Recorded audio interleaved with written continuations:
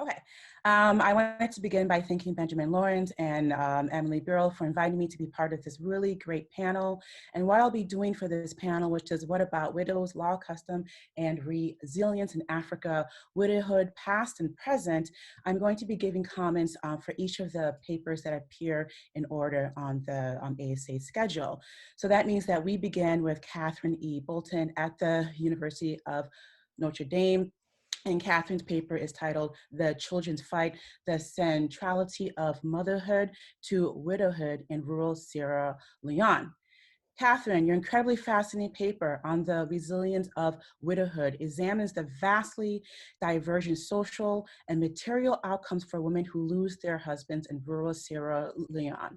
You posit that the concept of widowhood, where the loss of a woman's husband defines her status, obscures more about her social and economic position and prospects than it reveals. You point out the importance of both the difference in age between widows and their late husbands and of the presence of children who might become adversaries for their widowhood inheritance. You argue that mothers build effective relations with their children who might fight for their rights and the future to hedge against such possibilities.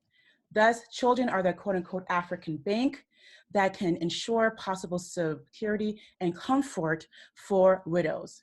I do have a few questions, lines of inquiries about these arguments.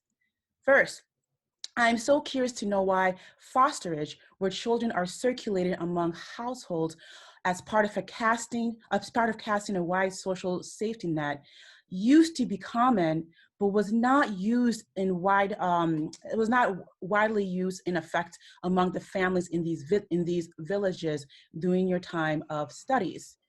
Furthermore, I wonder if fosterage of older children can be or has been used to establish a more secure future for widows.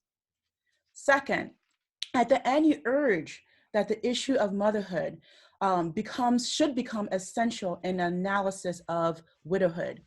However, there's much literature by both African and Western scholars historicizing the essential role of motherhood, or also known as maternal power, or my favorite term, also known as vagina power, in shaping all aspects of African women's lives, including widowhood. I wonder if such scholarship might better position your work in this larger literature and might better explain the distinctive nature of the connections between motherhood and widowhood of women in Sierra Leone, for example. The second comment I want to make is for Joanna Davidson's work, and she's at Boston University. And Joanna's title for her paper was amazing and provocative: Widows, Sex, and Death.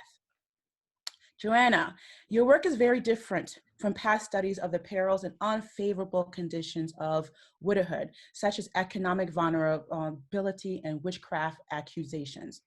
I am intrigued by your focus on some of the most obvious definitive qualities of widowhood, namely sex and death, in relations to widows in Guinea-Bissau and elsewhere in Africa.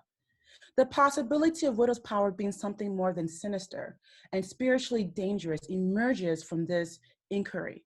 You examine the social and symbolic significance of physical structures such as houses and burial plots. And Joanna, the images were beautiful and very fascinating. And through the facts of life, such as sex and death. You explain that building their own kungomaku, a home for widowed women, is a form of social power for widows.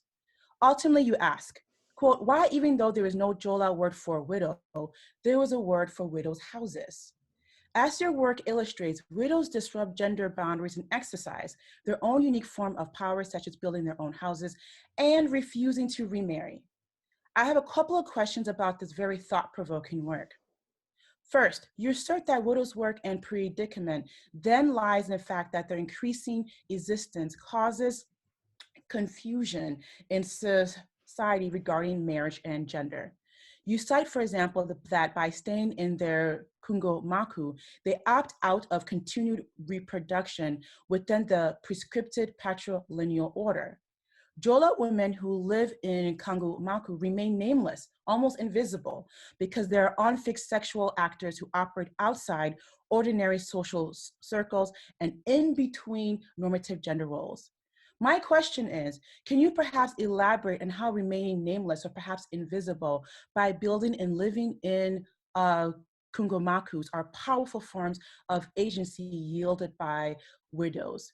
What form of power does this give them beyond ones that you have analyzed in your own work? I also wonder, is it mostly young or older widows who do this? Does their age matter?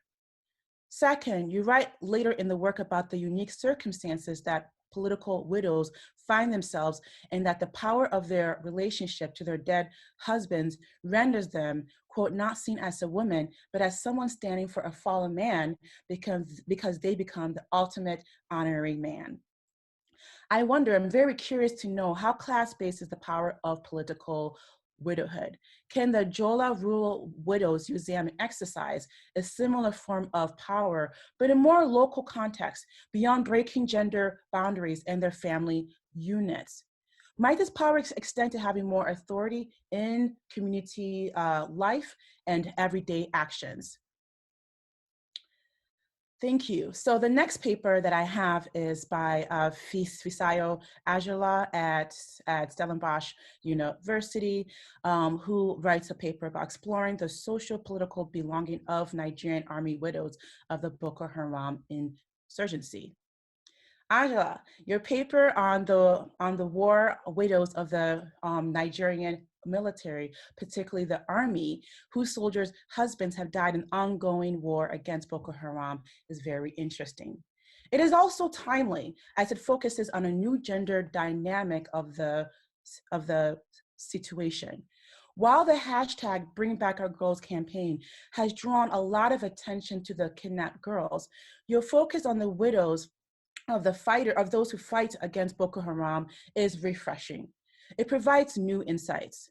What follows are a few questions about your work.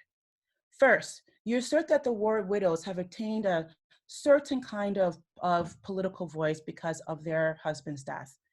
You use more overt public examples, such as how in August 2014, the wives of Nigerian soldiers protested against the deployment and deaths of their husbands and loved ones on the battlefield in northeast Nigeria. They protested against the provision of inferior weapons given to husbands to fight Boko Haram. I ask, have any of these women exercised their political voices in ways that are more subtle or subversive, that go beyond formal political structures and organizations? In other words, do their political voices resound loudly beyond public visible spaces into more intimate and community spaces that we may not visibly see? Second, in discussing the diverse ways in which war widows of the Nigerian military exercise their political voices, you compare them to their Congolese counterparts that protested against non-payment of their soldier husbands' salaries in December 2013. This comparison leads me to wonder if there have been cross-continental alliances and forms of unity by war widows in West and Central Africa. In other words, do the war widows of the Nigerian military exercise forms of coalition continentally, thus exercising their political voices beyond Nigeria and in the African continent? Finally, I absolutely loved your references to Cynthia Enlow's work on gender and militarism when examining the plight and resilience of war widows of the Nigerian military. But I wonder if Enlow's work on gender and militarism can apply to Africa or Nigeria in general.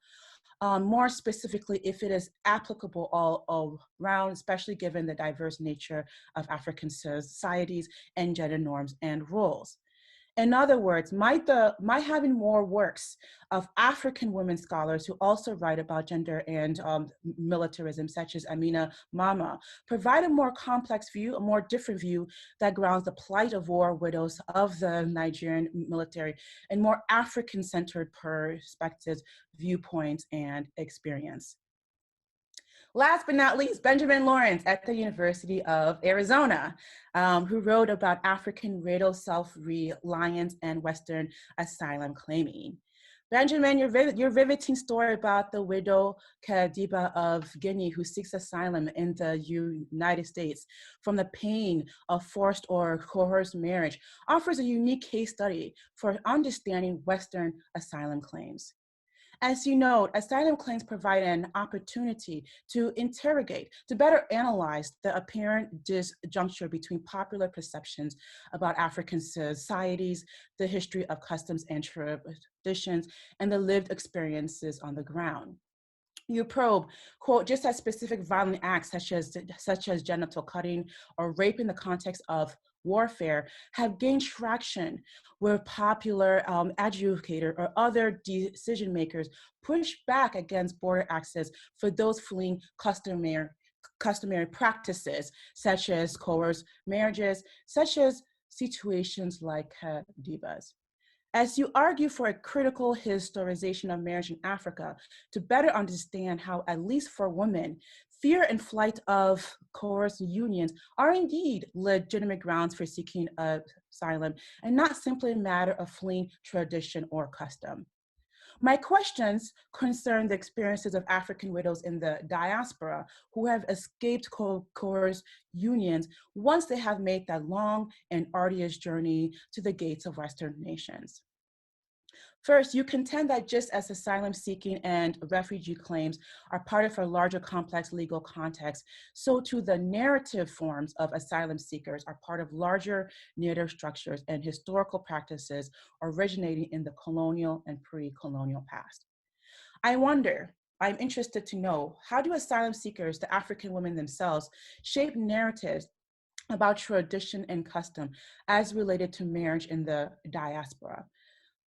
How might they respond? So how might the women themselves respond to stereotypes about African cultures and customs in the global north to exercise their own agency, their social personhood, as you call it, in new ways in order to access a different form of social personhood and social mobility? And the second question is a little bit related to the first, but I will read it. Second, how might the asylum cases of widows be generated in terms of how widows like Diba are perceived as being part of violent patriarchal African cultures? I do wonder how these realities might be misconstrued in ways that shape new ideas about women's or widows' personhood abroad. How do new networks, new social and family networks in the diaspora inform this personhood? As a Cameroonian, I did grow up with refugee asylum seekers. Without disclosing too much, I will say that their claims were 50% real and 50% false. In other words, how are Africans, in this case, widows themselves, actively part of shaping narratives about African customs and marriage as it relates to marriage abroad in order to have better asylum cases? Third and last, your story about the riveting tale about Diba. It's bright and has vivid imageries and really great storytelling. I can smell and see her experiences from childhood to marriage, to widowhood, to escape from Guinea through her long, arduous journey from Guinea to Liberia, to Colombia, to the US. But we do not know what happens to her. I am burning with curiosity. What ultimately happened to Kadiba, Benjamin? The readers are eager to know. Thank you, and I close my comments here, and I'm very excited to see everyone's smiling faces and to hear your feedback. Thank you, Jackie, that was great. Who's the chair of this panel? I can't remember, Emily. Well, we don't have chairs, we have discussants, so, yeah.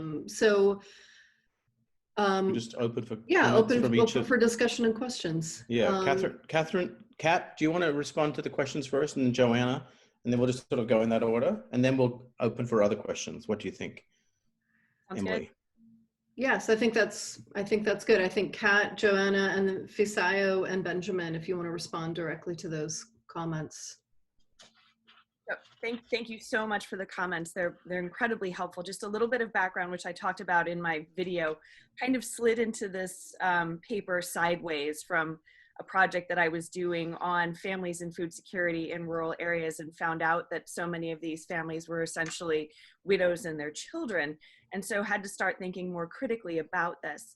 The question of fosterage is a really good one.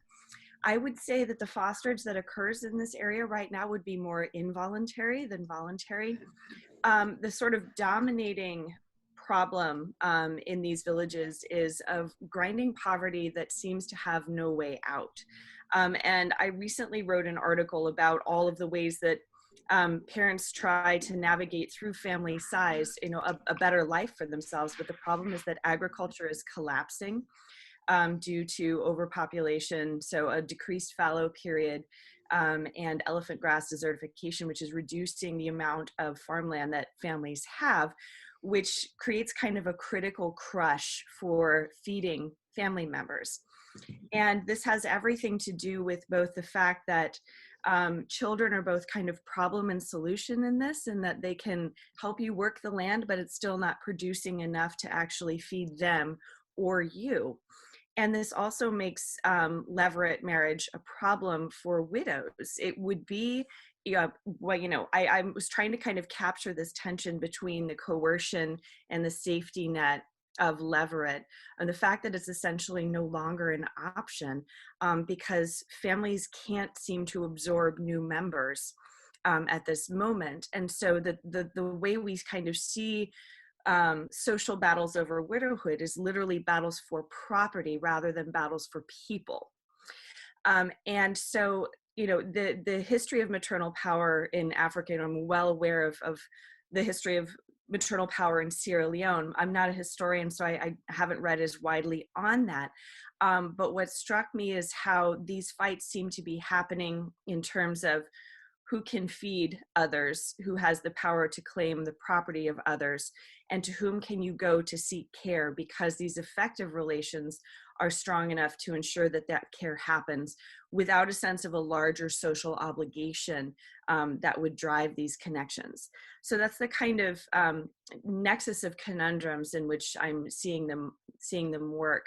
And the fact that it was basically 30% of households in these villages were essentially widows struggling with their children to greater or lesser success in kind of maintaining themselves, is what drove these questions. But I welcome references and help with this, because as I said, this is the very first time I've kind of forayed into this. Joanna and I had some discussions leading up to this panel about kind of sliding sideways into widows and not knowing what to do. And so I'm definitely hopeful that you all can kind of help me turn this into something very useful. But thank you so much, Jacqueline, for your comments. Okay, I will jump in. Thank you also for the lovely readings and summaries, and then very thought-provoking comments about all of these papers. I think what I'm going to try to do is actually respond to some of your questions, but not in order. I'm going to take the easy ones first. So old or young widows, yes, a huge range in age. And that was one of the aspects of widowhood that first became apparent to me in terms of how a lot of the even scant literature around widows, particularly in other parts of the world, but even in Africa, had a kind of built-in assumption that we were only talking about old women. And that was not empirically the case at all. And it isn't really empirically the case in a lot of the cases that we're seeing in the papers on this panel and in other ones too. When I first started looking for literature and scholarship on widows, it was buried in journals about gerontology. And that just, it didn't seem to fit what I was looking at in Guinea-Bissau. So yes, certainly in Guinea-Bissau, as in many of the cases that everybody's dealing with here, widows are a wide range of ages, can be very young, sometimes with young children. Kat's cases obviously point to that too, Benjamin's as well. Military widows are part of that story as well. So age, and so does age matter? For sure, age always matters in some ways, and sometimes that matters in terms of the age of children. So in terms of status that accrues with children. Kat has pointed that out, and really the crux of her paper is about what position the children are in to kind of play a role in these dramas. It matters. It doesn't matter as much for the kinds of things that I'm this paper, which really are much more about this kind of question, I think, that you asked, Jackie, around how do we recognize this as something that might point us to a perhaps more subtle conversion of power. So let me try to tackle that one, because I think it is the thing that I need to work on most in terms of spelling that out a bit.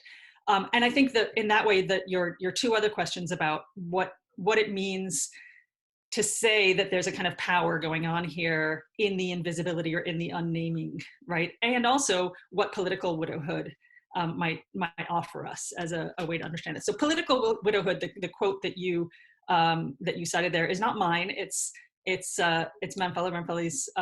It comes from her essay on political widowhood, of course, a very famous political widow in South Africa. And she talks about political widowhood. And I was actually thinking about this even more when I was reading Fisayo's paper, because so much of what Fisayo talks about in a discussion of military widows, I thought had some very interesting kind of echoes of what Ramphele is addressing in political widowhood. So what I was trying to do there is say, here's another way that this has been looked at in terms of political widowhood on a kind of obvious stage, but the kinds of things that Ramphele ultimately talks about do have a bearing, I think, on what I'm trying to suss out as political or some form of powerful potential, at the very least, with widows kind of troubling these gender categories, and also simply by doing this kind of radical act of opting out.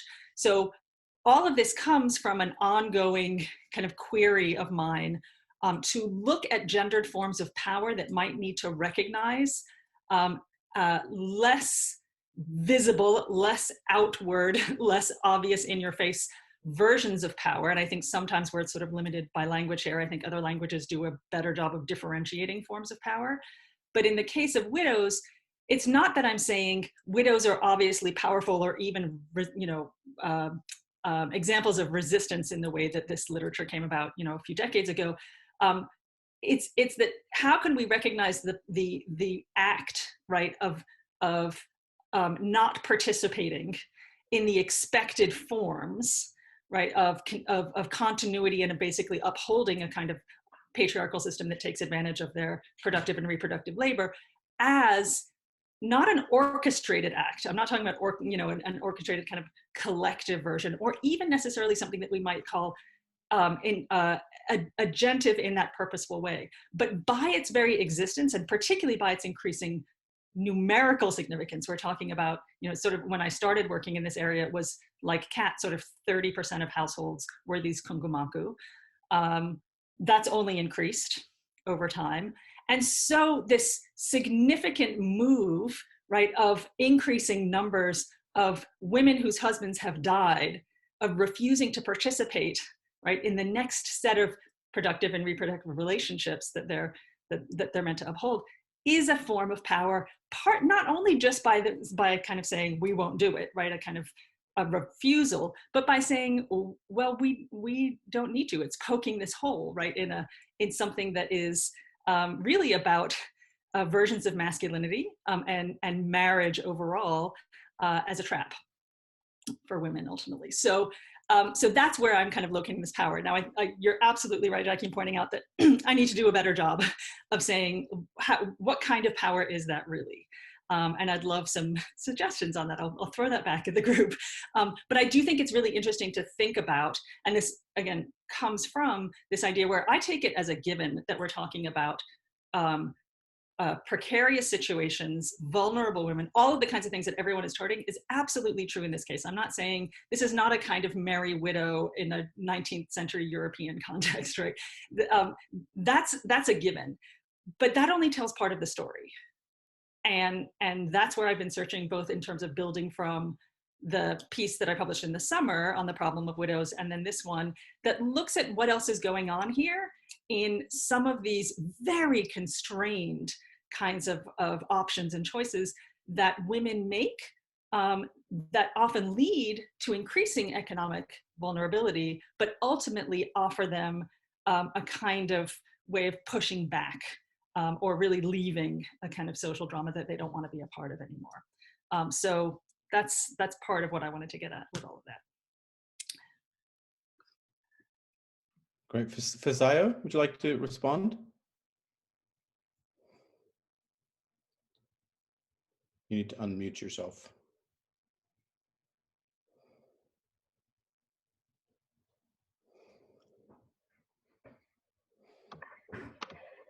Yeah, thank you very much, Jacqueline, for the comment. And first, I would like to say the work is part of an ongoing study. It's my doctoral study. I'm studying on military widows of the Boko Haram insurgency. Yeah, and I think I like the questions you've raised, because they've actually challenged me to look at the work, to look at my article in a different way. And one of this is how did the political voices go beyond public spaces? For now, I really cannot determine that, because I'm here to go for field work. But it will be also interesting for me to see how they've used this voice, which I say they have, in also ensuring that their belonging is well catered for by the Nigerian military authorities. And with regards to the issue of political widowhood, that I'm trying to remember her name now, that Joanna just made reference to, is also something I'm actually going to look at when I'm discussing the issue of political voices and how they actually negotiate that beyond the public contest. And with regards to cross-continental alliances, I am not sure there is any. I just think that the responses by the military wives in 2014 is just symbolic of their own reaction to poor inferior weapons and the lack of treatment, the kind of treatment meted out to Nigerian soldiers by the authorities, and how they also fared in the war against Boko Haram. So it's not like there's any form of alliance, but it's also something that would be very interesting to look at.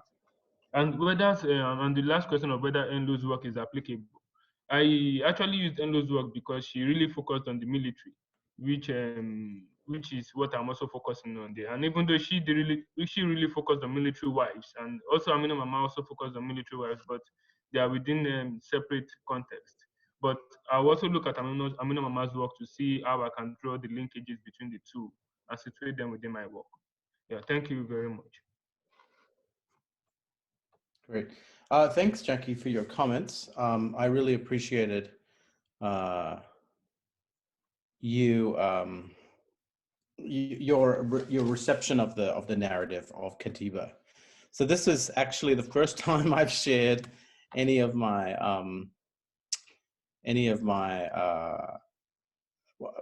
I don't want to call it fiction writing, but my sort of narrative history of these people. So this is part of a book project, and each book chapter contains 2 personal stories that I try, drawing on the actual court records or the asylum documents that were supplied to me as an expert.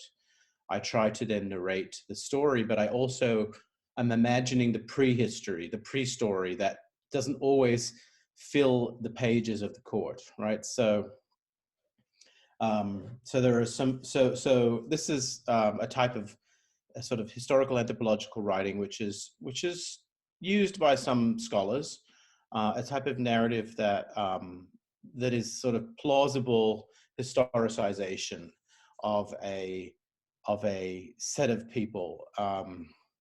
At the same time, again, following some more anthropological conventions, I am trying to bring Kadiba is a real person, but a lot of the elements, or some of the elements of her story are in fact the elements of other cases that are similar, right? So partly to preserve the anonymity, but also to present a type of narrative that is a reflection of a broader set of groups, set of people. So, you know, and later on, perhaps if we have time, I can talk more about methodology, but that's not so important today.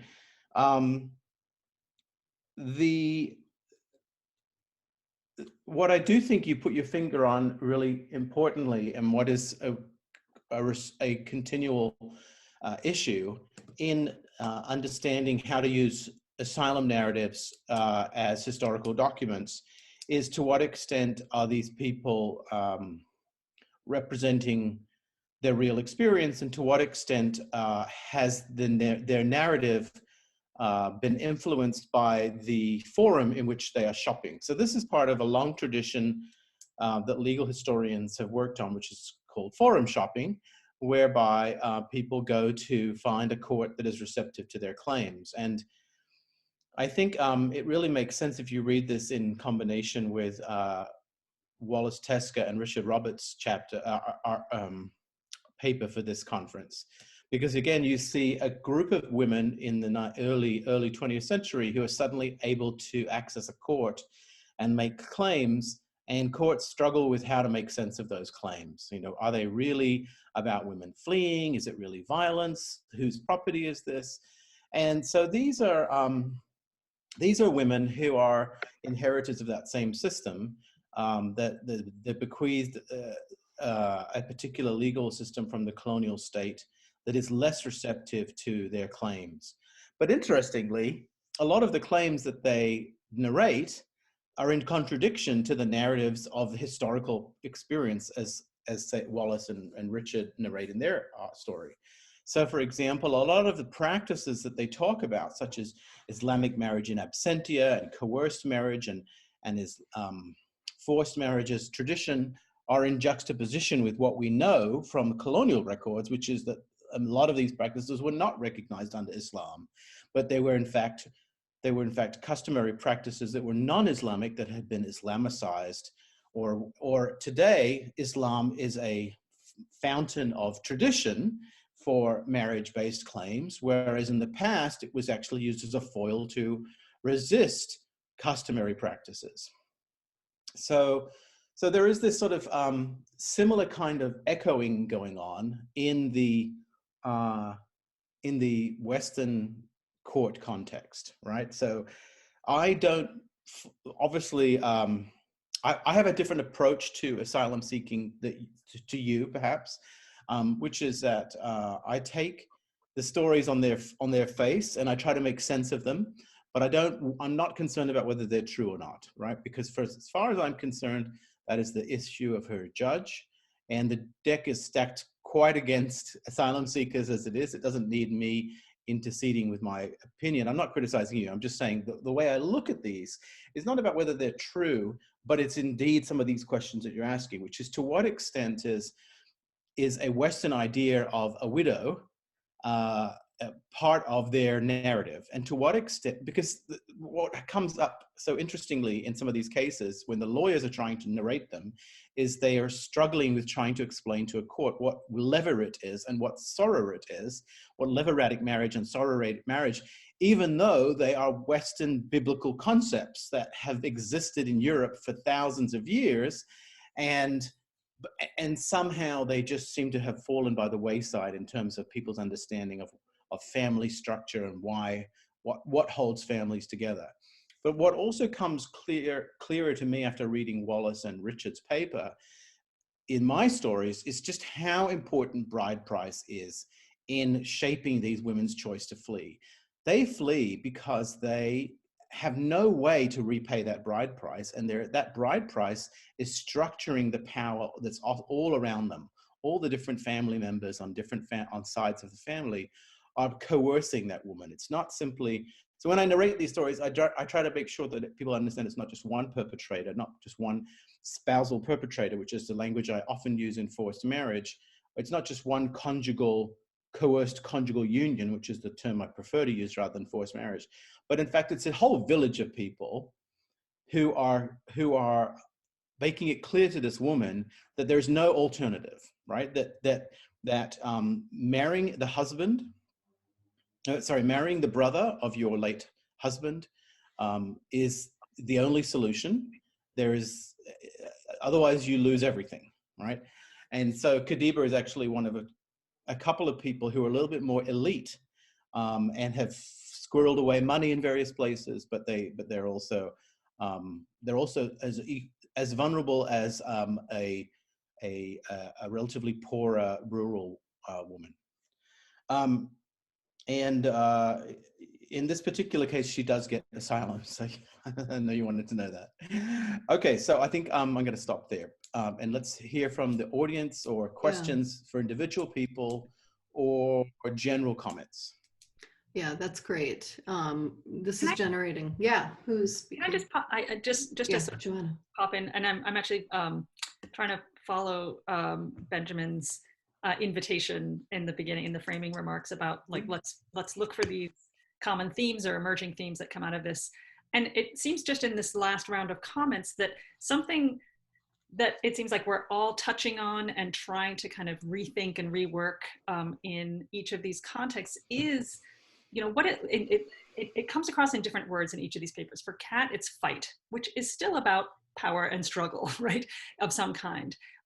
For Benjamin, it's this notion of, that you just touched on the end, but more at the end of your paper, of consent. What does consent really look like? What is agentive choice really look like in this? And for Fisayo, it's obviously this kind of, what do we, you know, this kind of like, what does it mean to deal with this sort of pseudo power, right? This power that we're granted by the status of military widowhood. How does that work?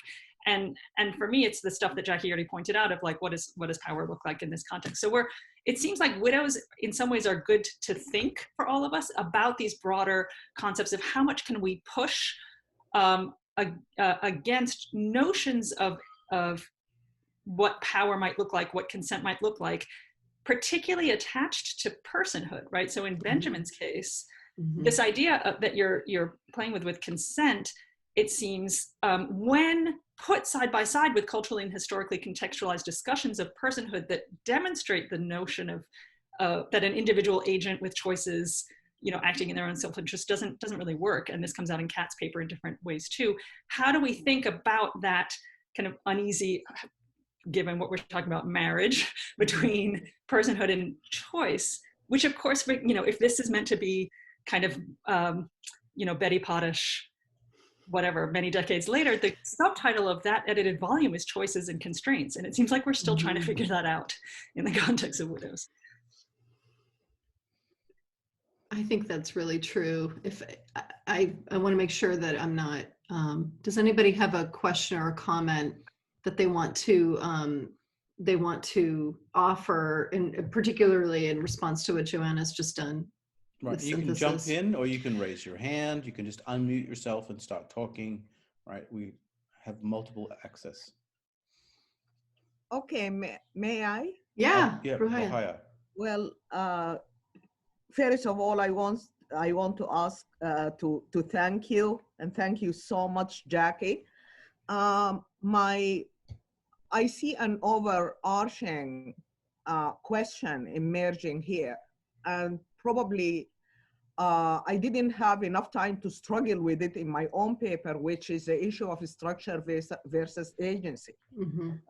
So I think this is something, to what extent, and that goes to the heart of what Jackie was talking about. What is this power?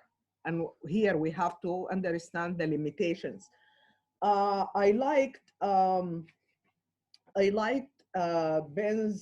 Benjamin's comment on asylum seeking a lot, but I also share Jackie's concerns about the issue of the truth, as we, you know, we always get approached to say, okay, we have a Sudanese woman who is fleeing genital mutilation in the Sudan, and I asked the lawyer who contacted me, I said, how old is she? And she said she's 37 years old. So things like this happen. But I also appreciated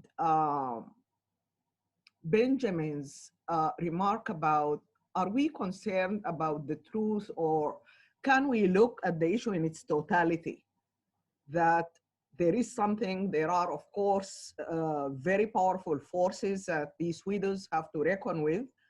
And that, again, brings to light the issue of the limits of their autonomy, apart from these, in these networked societies.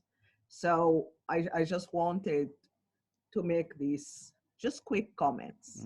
That's really helpful. Thank you, Ruhaya. if I, does anybody, I have a few things I'd love to offer if nobody else, I'm just quickly scanning to make sure, not scamming, scanning to make sure that I'm not missing anyone. One of the things that I'm struck by, both by what you were just saying, Rohaya, but also listening to how Joanna was synthesizing, I think about a lot of these issues that came up in panel one that feel familiar to me as questions about sovereignty, personal sovereignty, but also when we think about political rights and political force. It seems, for the way I am interpreting this thing that Rohaya was just calling autonomy, but then these other issues about agentive choice, what it seems we are grappling with is how widows in different contexts may be making certain kinds of moves or struggling with choices that are about either attempting to remain sovereign or to enter under someone else's protection. It's just something that I've been thinking about. And then the other theme that I see coming out in this panel, which is not in the subtitle, but which all of you talked about, was contested tradition and contested practice. And I think that we're probably going to see a lot of that all day, that a lot of the claims and the problems that these widows, in all of the cases that you're raising, fly in the face of the received norm, whether that received norm be scholarship or whether it be legal understanding or a dominant framework for understanding how widows are supposed to act. And that's all I wanted to say on that for the moment.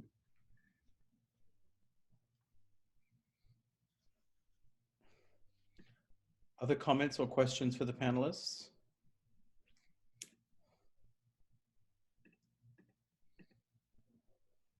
I mean, I did want to add. So sorry. Let's hear from Rohaya and then Jackie.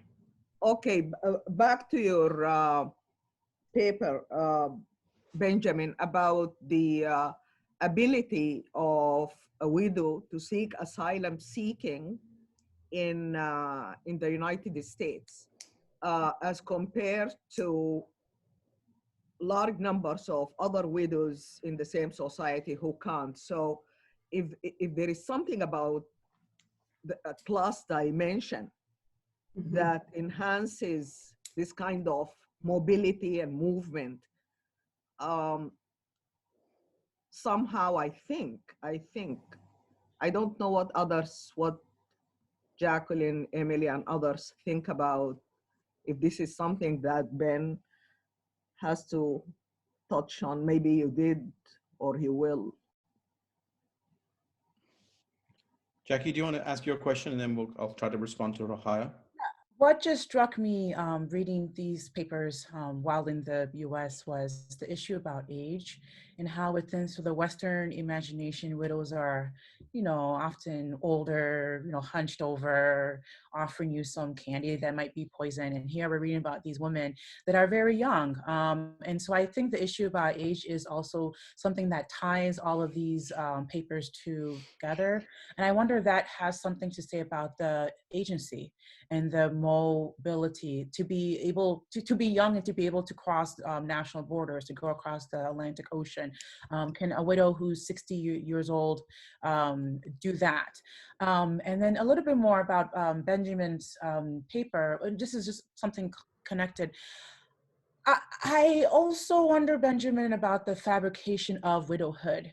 I know that I've heard of cases of women who are married and then when they cross the ocean are suddenly widows. And I just wonder about how even that very idea about claiming that you are a widow is also a form of mobility in the asylum case process, and then when those husbands may come over, then, the other things are smoothed out and so on. So I'm just really curious about that. Yeah, well, I think the two comments are somewhat related, right? So I can detect, very palpable detect your apprehension about these stories. And so I want to say, just generally speaking, as a historian early on, I learned that my job is not to be a truth caller, right? We historians stopped looking for truth, decades ago. And so I really keep that very focused whenever I read a story. What I look for is plausibility. And so Rahaya, back to your 37-year-old woman who's cut, that happens. That there are cases of women who are cut multiple times, right? And there have been court cases where asylum court cases where decisions have been struck down by higher courts because they've been able to prove medically that people can be cut twice or more times.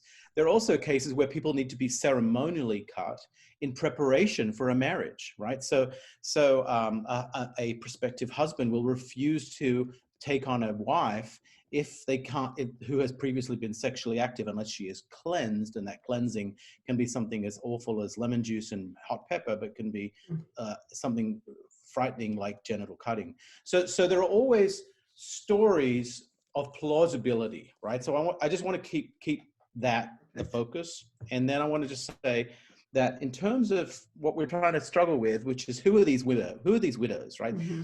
These widows, as we're seeing from all these papers, are all different age groups and social classes. I once upon a time, Rahaya, I did think there was a social class of asylum seekers, a sort of socioeconomic class, but now I don't, and I'll tell you about that perhaps another time, why I don't think there is. But we have to go back, I think, all the time to what is marriage in Africa, because so many of these women are in contexts of polygynous marriages. So they're often the third or fourth marriage, which means they're very young when they're widowed, right? Some of them are married, quote unquote, when they're 13, 14, 15, 16, and they're widowed when they're 20, right? Which for most of us is not even marriageable age in our sort of social concept. Right. And so there's that, which is important to keep in mind. And I think it's also important to keep in mind that a lot of the marriages, quote unquote, are not what we recognize as legally binding marriages. So yes, they migrate and they become widows, partly because they want their husband dead, they wish their husband was dead, but also because they weren't ever really married legally. So when they get to the US and they actually contract a legally binding union with a license and a contract, because here, like dogs in America, we have a license for marriage, unlike the rest of the world. Once they get that, they are then legally married, and that person is irrelevant, right? So we also need to think about the different types of marriages that we are. Widowhood is when somebody who you are married to dies, right? So we can all agree there is a common sort of element to the terminology, but it doesn't necessarily mean that person has to be dead. Right? And that doesn't necessarily mean they had to be really married. So even though there is like a thing, there's a signifier and a signified, both of them are very fungible in the African context. And I think Emily's trying to get me. Yeah. So one of the hard parts about being the taskmaster is closing off these really rich conversations. I want to keep us moving through the day. We're going to take a brief break. Let's come back. Okay, let's come back at 10:05. Catherine will be leading us. And if you have, it looks like Joanna, I can feel the ideas in your head right now. If you have ideas that you want to share, please put a pin in them and raise them in the next panel. But let's take a brief break and return. And also, actually, I want to say something else actually that's useful. Catherine is, I'm just looking at Catherine's comment, use the chat. If you want to put something in the chat, I'll save the chat and we can use these. Okay, so please, if you don't have time to pose a question, write it in the chat. And on that note, let's take a brief break and let's come back at 10:05. Does that work for you, Catherine? Great, great. As the discussant. Are you going to pause the recording? Yes, I am. Okay, so you can pause the recording, turn your camera